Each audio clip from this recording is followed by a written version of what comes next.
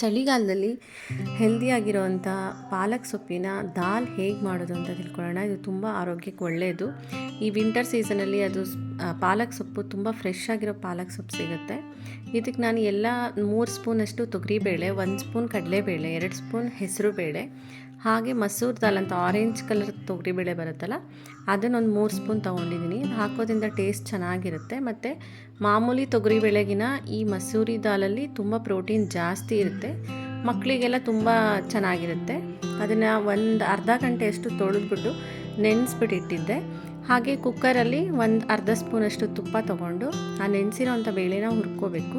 ಆವಾಗ ಬೇಳೆ ಬೇಗ ಬೇಯುತ್ತೆ ಮತ್ತು ತುಂಬ ಚೆನ್ನಾಗಿರುತ್ತೆ ಟೇಸ್ಟು ಕೂಡ. ಅದನ್ನು ನೀಟಾಗಿ ಅಂದರೆ ತುಂಬ ರೋಸ್ಟ್ ಆಗೋ ಥರ ಏನು ಹುರ್ಕೊಳ್ಳೋ ಅವಶ್ಯಕತೆ ಇಲ್ಲ.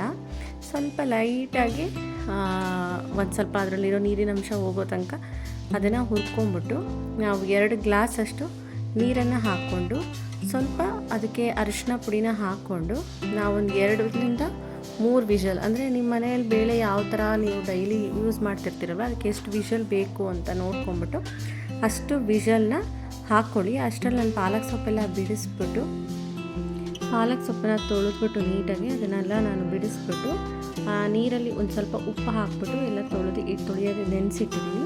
ನೋಡಿ, ಅರಿಶಿನ ಪುಡಿ ಹಾಕೋದ್ರಿಂದ ಅದ್ರ ಫ್ಲೇವರ್ ಚೆನ್ನಾಗಾಗುತ್ತೆ ಮತ್ತು ಬೇಳೆ ಕೂಡ ಬೇಗ ಬೇಯುತ್ತೆ. ಎಣ್ಣೆ ಹಾಕಿದ್ರೂ ಬೇಗ ಬೇಯುತ್ತೆ. ಬಟ್ ನಾವಿಲ್ಲಿ ತುಪ್ಪದಲ್ಲಿ ಫ್ರೈ ಮಾಡಿರೋದ್ರಿಂದ ಅದರ ಅವಶ್ಯಕತೆ ಏನಿಲ್ಲ.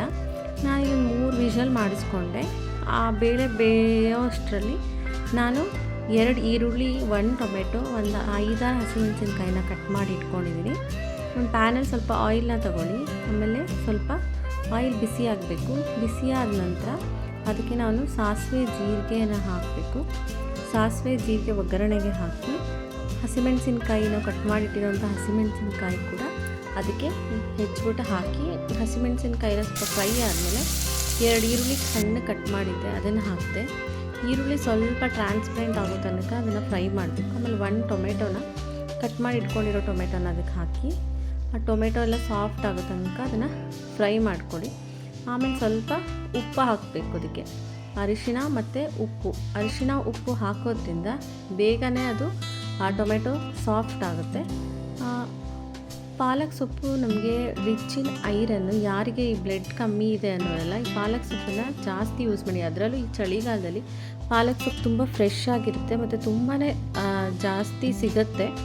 ಪಾಲಕ್ ಸೊಪ್ಪನ್ನು ನಾವು ಚಪಾತಿಗೆ ಹಾಕ್ಕೋಬೋದು, ಅಥವಾ ಪಾಲಕ್ ಪನ್ನೀರು, ಅಥವಾ ಈ ಥರ ದಾಲ್ ಪಾಲಕ್, ಈ ಥರ ನಮ್ಗೆ ಯಾವ್ಯಾವ್ದ್ರಲ್ಲಿ ಸಾಧ್ಯ ಆಗುತ್ತೋ ಅದರಲ್ಲೆಲ್ಲ ನಾವು ಪಾಲಕ್ನ ಸೇರಿಸ್ಬಿಟ್ಟು ಮಾಡ್ಕೊಂಡು ತಿನ್ನಬೇಕು. ಪಾಲಕ್ ಕಣ್ಣಿಗೂ ಕೂಡ ತುಂಬ ಒಳ್ಳೆಯದು. ನಾವು ಈ ಥರ ಬೇಳೆಗಳೆಲ್ಲ ಹಾಕೋದ್ರಿಂದ ಪ್ರೋಟೀನು ಕೂಡ ಸಿಗುತ್ತೆ.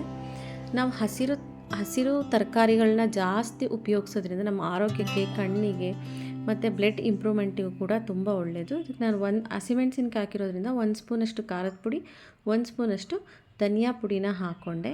ನೋಡಿ, ಸಣ್ಣ ಕಟ್ ಮಾಡ್ಕೊಂಡಿರೋವಂಥ ಪಾಲಕ್ ಸೊಪ್ಪು ಹಾಕ್ಕೊಂಡಿದ್ದೀನಿ. ಇಲ್ಲಿ 1 ಕಟ್ ಫುಲ್ ತೊಗೊಂಡಿದ್ದೀನಿ. ಅಂದರೆ ಇದು ನೀರಿನಲ್ಲಿ ಬೆಂದ ಮೇಲೆ ಅದು ಫುಲ್ ಕಡಿಮೆ ಆಗಿಬಿಡುತ್ತೆ. ನೋಡಿ, ಈ ಥರ ಎಷ್ಟು ಫುಲ್ ಕಡಿಮೆ ಆಯಿತು. ಇದಕ್ಕೆ ನಾನು ಬೇಯಿಸಿಟ್ಟಿರೋವಂತಹ ಬೇಳೆಗಳಿತ್ತಲ್ವ ಅದನ್ನು ಹಾಕಿ ಮಿಕ್ಸ್ ಮಾಡಿ, ಉಪ್ಪು ನಿಮಗೆ ಆಮೇಲೆ ಟೇಸ್ಟ್ ಮಾಡಿ ನೋಡಿ, ಕಡಿಮೆ ಅನಿಸಿದ್ರೆ ಮತ್ತು ಇನ್ನೊಂದು ಸ್ವಲ್ಪ ಉಪ್ಪನ್ನು ಹಾಕಿ ಮುಚ್ಚಿಬಿಟ್ಟು ಸಿಮ್ಮಲ್ಲಿಟ್ಟು ಬೇಯಿಸಬೇಕು. ಬೇಳೆ ಇರೋದ್ರಿಂದ ಅದು ತಳೋ ಚಾನ್ಸಸ್ ಇರುತ್ತೆ. ಹಾಗೆ ಒಂದು ಪ್ಯಾನಲ್ಲಿ ಸ್ವಲ್ಪ ತುಪ್ಪ, ಸಣ್ಣಕ್ಕೆ ಹೆಚ್ಚಿರೋಂಥ ಬೆಳ್ಳುಳ್ಳಿ, ಒಂದು 2 ಬ್ಯಾಡಗಿ ಮೆಣಸಿನ್ಕಾಯಿ, ಒಂದು ಅರ್ಧ ಸ್ಪೂನಷ್ಟು ಖಾರದ ಪುಡಿ ಹಾಕ್ಬಿಟ್ಟು ಅದಕ್ಕೆ ಲಾಸ್ಟಿಗೆ ತಡ್ಕ ಹಾಕಬೇಕು. ಒಗ್ಗರಣೆ ಹಾಕೋದ್ರಿಂದ ಅದ್ರ ಫ್ಲೇವರ್ ಕೂಡ ಚೆನ್ನಾಗಿರುತ್ತೆ. ಕುದ್ದಿ ಎಲ್ಲ ಆದಮೇಲೆ ಅದನ್ನು ಹಾಕ್ಬಿಟ್ಟು ಅದಕ್ಕೆ ಮುಚ್ಚಿ ಮಿಕ್ಸ್ ಮಾಡಿಬಿಟ್ಟು ಮುಚ್ಚಿಟ್ರೆ ರೆಸ್ಟೋರೆಂಟ್ ಶೈಲಿಯ ದಾಲ್ ಪಾಲಕ್ ರೆಡಿ. ಇಷ್ಟೇ ರೆಸ್ಟೋರೆಂಟಲ್ಲಿ ಕೂಡ ಮಾಡೋದು. ನಿಮ್ಮ ಖಾರ ಎಲ್ಲ ನಿಮಗೆ ಎಷ್ಟು ಬೇಕೋ ಅಷ್ಟು ನೋಡಿಬಿಟ್ಟು ಖಾರದ ಪುಡಿ, ಹಸಿಮೆಣಸಿನ್ಕಾಯಿನ ನೀವು ಅಡ್ಜಸ್ಟ್ ಮಾಡ್ಕೊಳ್ಳಿ. ತುಂಬಾ ಖಾರ ಇದ್ದರೆ ದಾಲ್ ಟೇಸ್ಟ್ ಇರಲ್ಲ. ಇದಕ್ಕೆ ಜೀರಾ ರೈಸು ಅಥವಾ ಚಪಾತಿ ಜೊತೆಗೆ ಅಥವಾ ಮಾಮೂಲಿ ಪ್ಲೇನ್ ರೈಸ್ ಜೊತೆಗೆ ಚೆನ್ನಾಗಿರುತ್ತೆ. Thank you.